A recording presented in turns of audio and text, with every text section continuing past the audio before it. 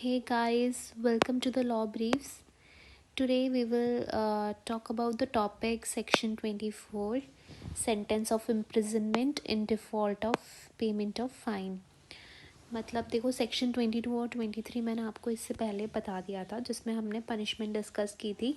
Punishment competency of all these courts and magistrate.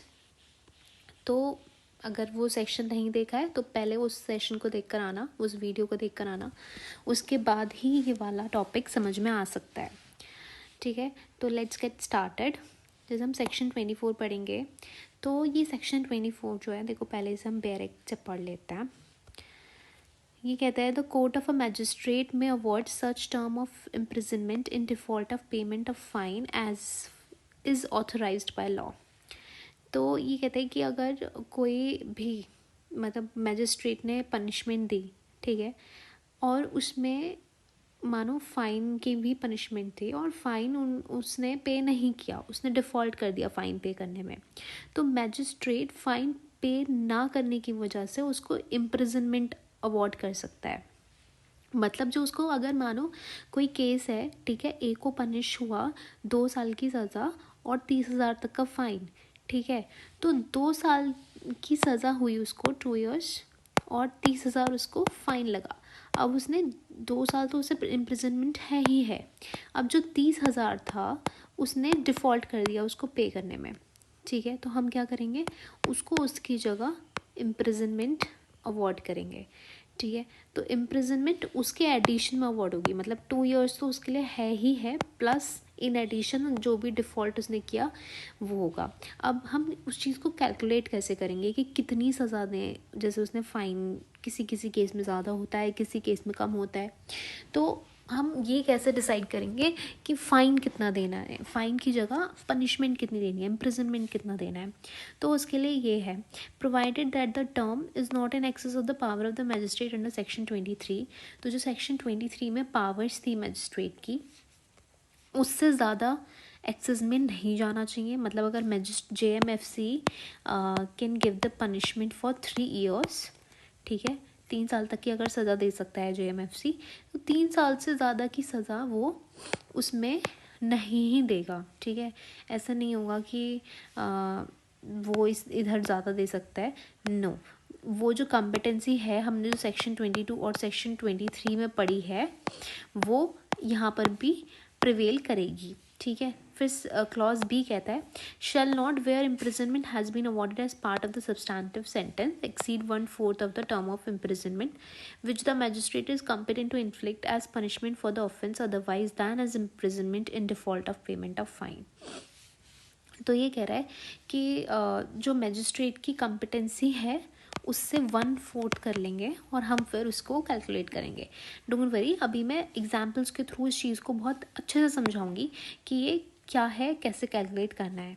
ठीक है, और जो इम्प्रिजनमेंट होगी वो मैंने आपको बता दिया. अगर उसे 2 साल की सज़ा दी थी और 30,000 का फ़ाइन दिया था और फ़ाइन अगर वो पे नहीं कर पाया है तो इन एडिशन टू 2 years उसको इम्प्रिजन मिलेगी. 2 साल तो है ही है, और सपोज़ करो ये कैलकुलेट करके आता है कुछ भी 10 महीने आता है, तो 10 महीने 2 years प्लस एंड 10 months की उसको पनिशमेंट मिलेगी.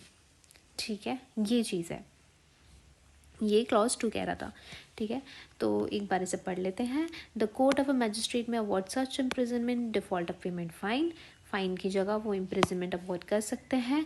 बस ये याद रखना है कि मैजिस्ट्रेट की कॉम्पिटेंसी से ज़्यादा ना हो वो पनिशमेंट, और इम्प्रिजनमेंट हम कैसे करेंगे, 1/4 ऑफ मैजिस्ट्रेट कॉम्पिटेंसी. इस तरीके से हम उस चीज़ को कैलकुलेट करेंगे. ठीक है, तो आओ जैसे कुछ एग्जांपल्स देख लेते हैं. जैसे मानो कोई एक ए पर्सन है और इसने थेफ्ट किया, ठीक है, under section 303 of BNSS. sorry it has been written wrong over here. It would be section 303 of BNS.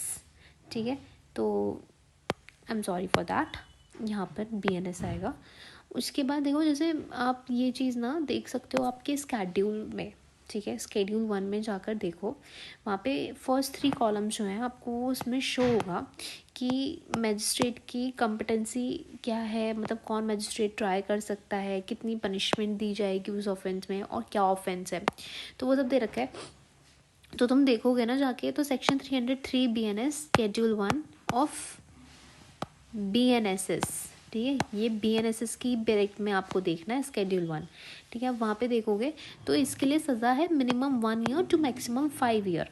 अब ठीक है, अब देखो केस गया JMFC के पास, JMFC ने ट्राई किया, पनिशमेंट दी उस पर्सन को, ठीक है, और उसने उस पनिशमेंट में JMFC ने कहा कि 3 इयर्स इम्प्रिजनमेंट है और 20,000 तक का मैं फ़ाइन लगा रहा हूँ, ठीक है।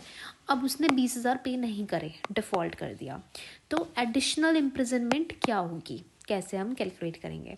तो देखो 1/4 ऑफ मैजिस्ट्रेट कॉम्पिटेंसी मैंने तुमसे बोला था, ठीक है, तो 1/4 ऑफ 36 कैसा है ये, 3 इयर्स था मैजिस्ट्रेट का, मैजिस्ट्रेट कॉम्पिटेंसी JMFC की 3 इयर्स थी ना, तो हम उसको कैसे कैलकुलेट करेंगे, 12 × 3, ठीक है, तो 36 आ गया, और ये 9 मंथ्स आपका आंसर है, यानी कि 3 इयर्स एंड 9 मंथ्स की उसको टोटल इम्प्रिजनमेंट अवॉर्ड की जाएगी, ठीक है।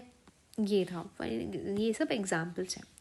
उसके बाद देखो एक और है, जैसे section 118(2) clause section 118 clause 2 BNS में ऑफेंस कमिट हुआ, और इसमें है कि 1 years to 10 years imprisonment punishment can be given, ठीक है, इतना इम्प्रिजनमेंट हम दे सकते हैं।